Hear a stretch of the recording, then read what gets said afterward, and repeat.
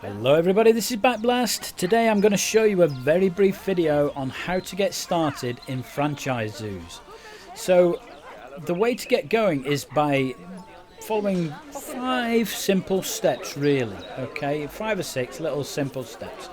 The first thing is information booths. Get one of these information centres in as early as you can. Information booths sell adoption packs, and adoption packs are very, very profitable. So it's nice to have things like umbrellas being sold there for when it rains, but the adoption packs make a lot of money. And as you can see from this very small zoo, it is very small, that's as big as the zoo, I've already got 2 large crowds outside my information booths. Don't start off with 2, start off with 1, and then as soon as it's backed up with a decent queue, put a second one in. But you'll get a lot of money from these booths, okay? The second thing to do is to put some small exhibits in. I tend to just put a couple in, and I tend to put something that's a bit more popular, like a boa constrictor, and then I tend to put something that will generate a lot of babies. So things like the giant burrowing cockroach or a Goliath beetle. You put 2 of them in, 1 male, 1 female, you will get babies from them, and then when you sell those babies you will get money, or better still, if you release things to the wild or sell them for conservation credits, you will get conservation credits from them. So you're not actually doing an awful lot of work, and you're getting a reward from it, and it will help you build up the conservation credits, because later on when you want to buy lions and tigers, they're very expensive.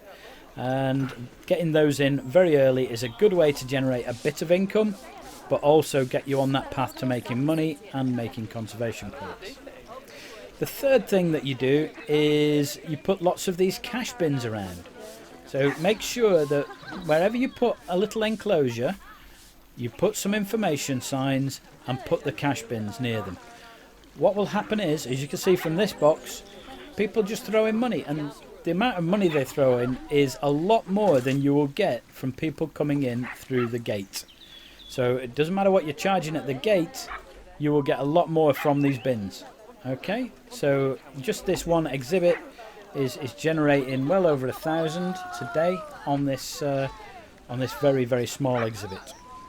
The next thing to do is to go very, very slowly with the zoo. Do not try and build a massive enclosure that holds some tigers, because you will quickly run out of money. The tigers are very expensive to feed, for example. You don't get many offspring off tigers, so you can't sell them to make money back. And you'll find out that very, very soon you're spending a lot on food and getting very little reward for it.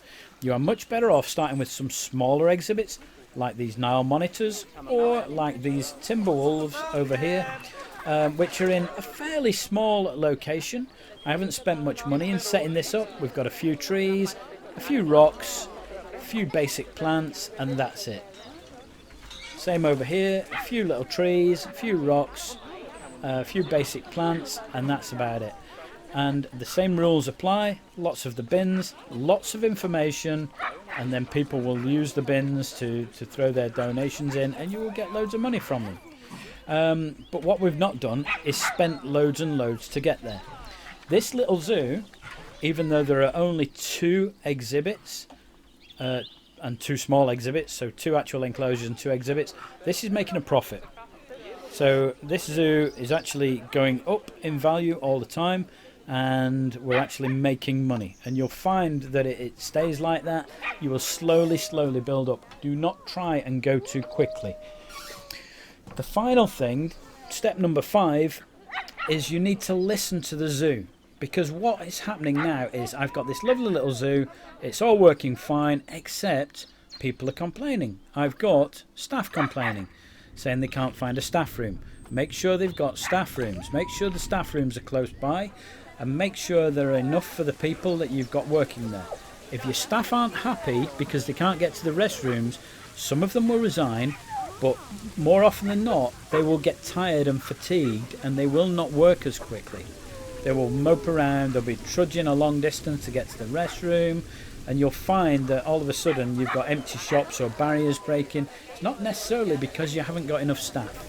It's because they're demotivated and they're moving slower. So make sure that you listen to what's happening with the zoo. And that's not just with the staff, it's with the actual guests in the zoo and the other things that are happening with the animals. So for example, we need a new staff room, so that's easily sorted. Let's sort that out. And I'm not going to put it anywhere where people can get to it, so we just want something that is tucked away out of the way. So I've got this lovely area over here where people are banned from because it's just for staff. And over here it's saying that the tickets are underpriced. This is another thing. Don't try and increase the price of the zoo too quickly, because you'll end up with people not coming in. What we want to do is we want to only increase the zoo as people tell us that it needs increasing.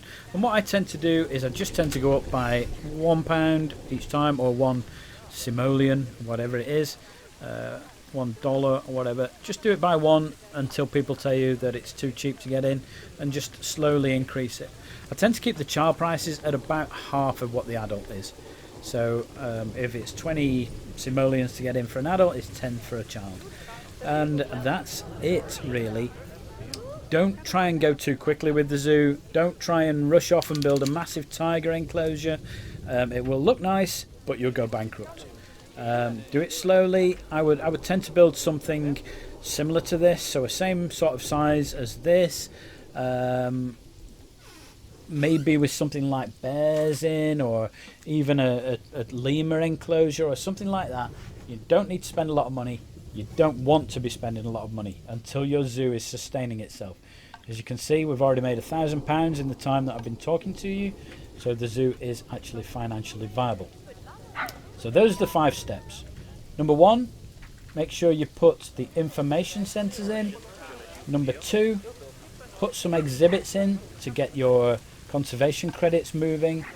Number 3, put lots of the cash bins in so that people are going to throw their hard-earned money into these donation boxes.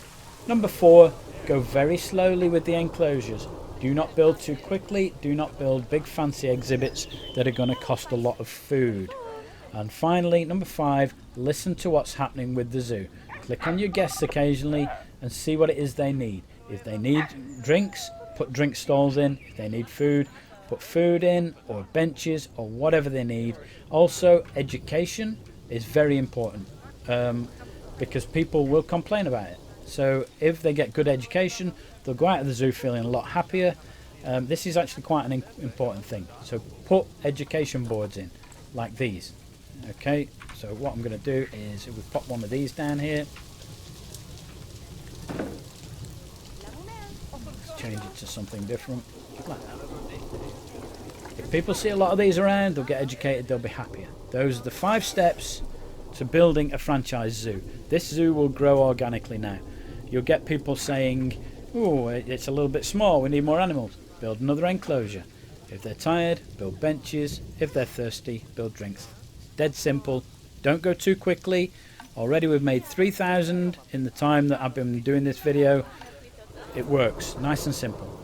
I hope this has been helpful for you. If you've got any questions whatsoever, ask in the comments. I will answer all your questions. My name's Backblast. Enjoy the game. Enjoy the channel. I'll see you next time. Sorry about the rain as well. I can't do anything about the weather, can I?